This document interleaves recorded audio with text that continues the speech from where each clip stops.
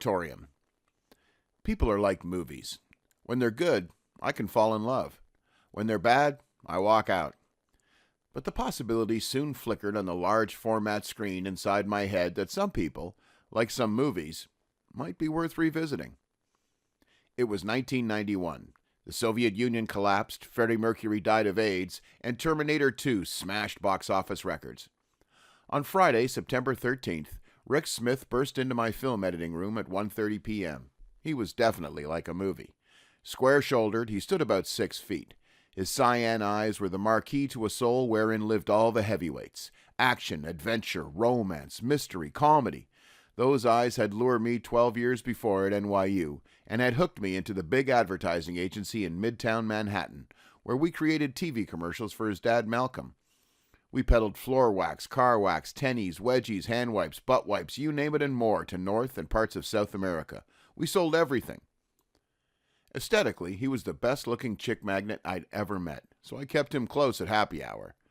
When Ric smoldered, his left nostril flared more than the right. If he looked like he had his nose in the air, it was curiosity more than arrogance.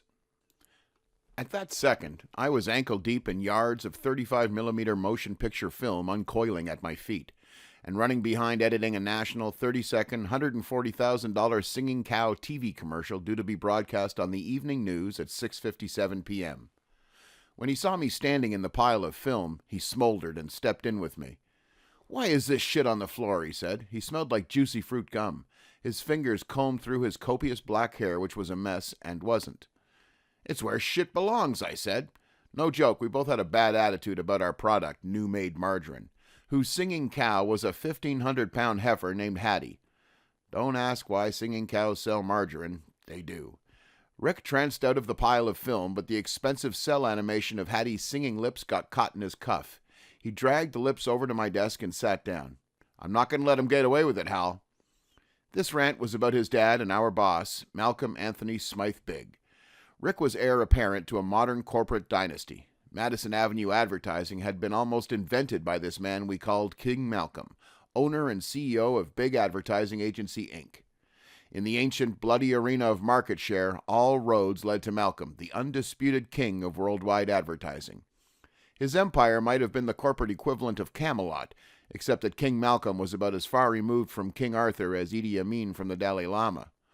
Over the years, the company had transmuted from thriving, creative, team-managed style to cutthroat monarchy with iron-fisted king, rebellious prince, and squirrely subjects all, playing cheap politics against each other with Shakespearean bile.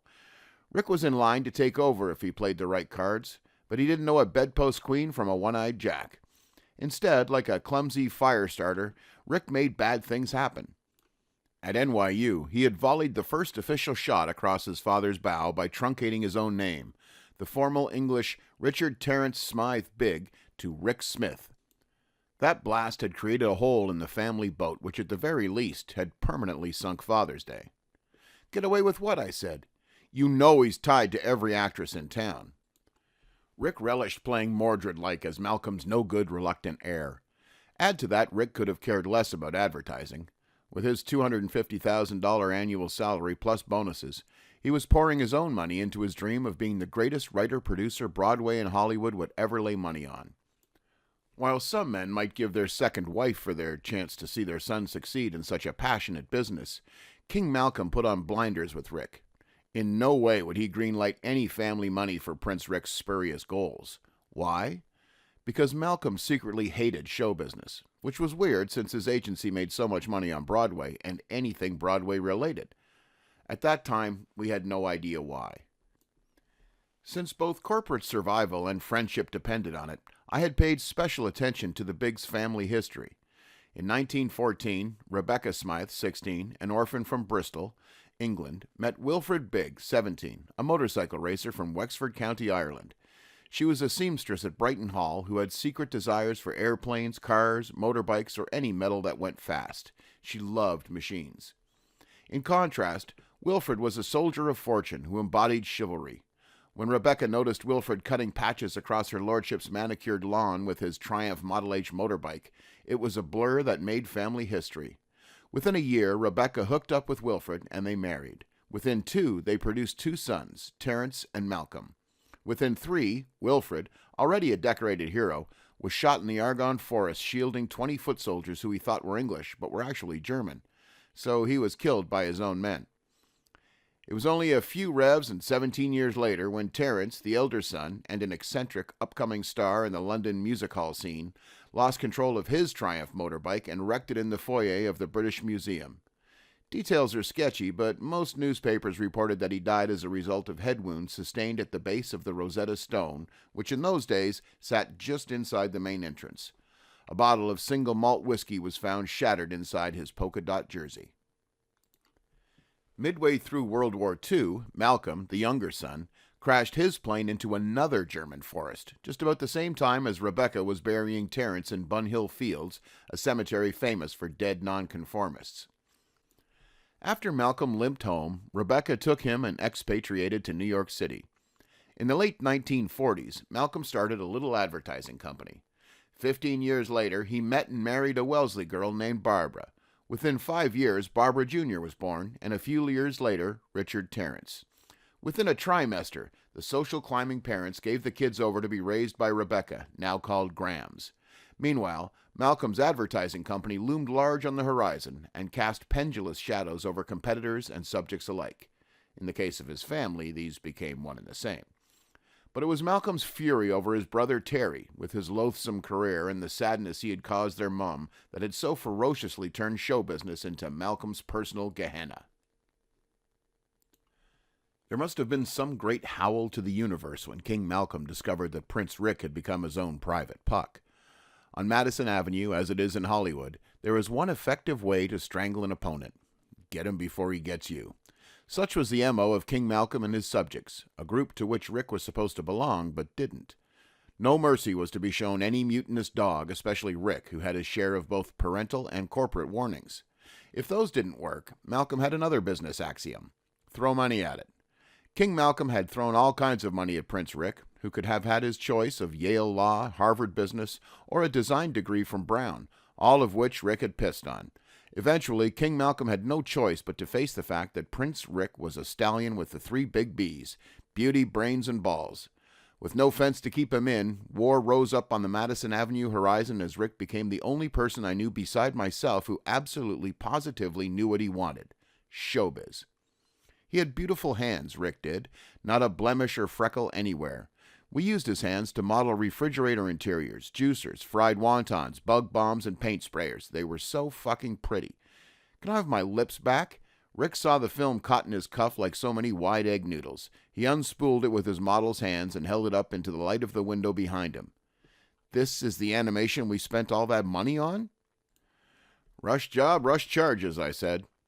He knew that if a TV spot wasn't thought through in the first place, then no matter how much money you throw at it, the quality quotient descends in nanoseconds. You just run out of time. I don't like Andy, that new animator, either, he said. He misrepresented himself. You don't take an ex-coloring book sketch artist and turn the animation department over to him without doing some checking. These cow lips are left over from that kitty litter TV spot we did last summer. This was true. Our previous animator, Mel Block, had created a singing cat kitty litter commercial last October. He'd animated a cat's lips to make her look like she was singing about kitty litter, and the spot had sold millions. Then Mel retired in December. Andy, his replacement, presumably tried to animate Hattie's lips on the new-made margarine spot, got in over his head, and secretly cannibalized Mel Block's animated cat lips. Andy composited them over the cow's singing lips in a suffocating attempt to make the cow look like she was singing about margarine, when in fact Hattie was now singing about kitty litter. It was up to the soundtrack to pull off the difference, hence the expression, fix it in the mix. Look at it this way. The margarine commercial blew in on Monday morning.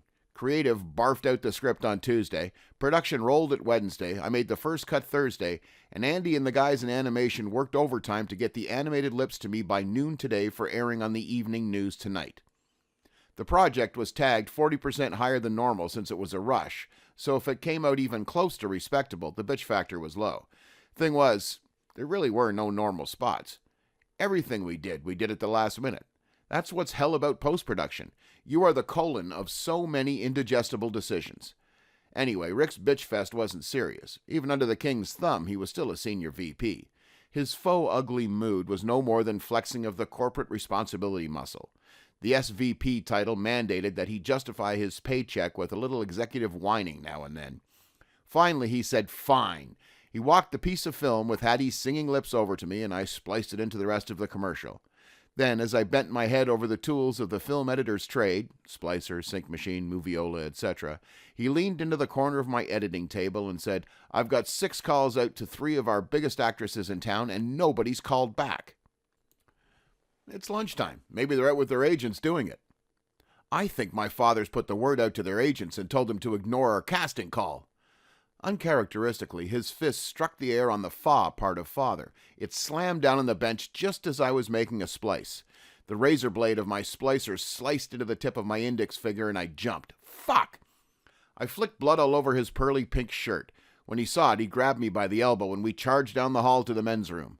The faces of the account execs poking out their doors, each with their own chawing mouthful of food, became a surreal blur. As the cold water gushed down over my fingers, someone entered and Ric ordered, "Ice!" There are moments in life in which time stretches and slows down. The thought of all that blood spewing out into the great New York City sewer system made me feel lightheaded and insignificant. Seconds turned into hours. My head reeled. I asked myself, what was it about me, a middle-class kid from South Boston, that pricked Ric's interest in care? Could it be the blood? We had written some scuzzy horror film scripts. Then somebody hurled Ric a first aid kit. Ric said, "Get the nurse!" The men's room door shut again. Ric grabbed my hand like a rare porterhouse, slammed it down on paper towels, and went to work yakking about his plans for our show. Bonnie Shear's sister told me Wednesday night at Charlie O's that she thought it was terrific. Think of it, Hal. Bonnie Shear's sister, the hottest act off Broadway. Her sister? Dumb shit, Bonnie Shears. He squeezed my finger hard. If we can get her, everything will fall into place. You put the make on Bonnie Shear's sister just to get to Bonnie Shears? It wasn't sex, it was business. I offered her points in the show if she'd get us Bonnie. She's going to be the next Glenn Close, for God's sake. Suddenly he calmed down and said, "The bleeding has stopped, but I think you lost part of your finger." There go my chances at hand modeling. Then he ramped up again. "Hold this," he said, handing me a roll of surgical tape. He rolled a glob of gauze onto my throbbing victim. "How can I work with this Twinkie on my hand?" I said. He yanked back the roll of tape and then, while wrapping up the gauze, bit down on the scissors through which he continued to talk. "Auditions start tomorrow in the village. We need a lead." "You want a star? I've never heard of Bonnie Gauze."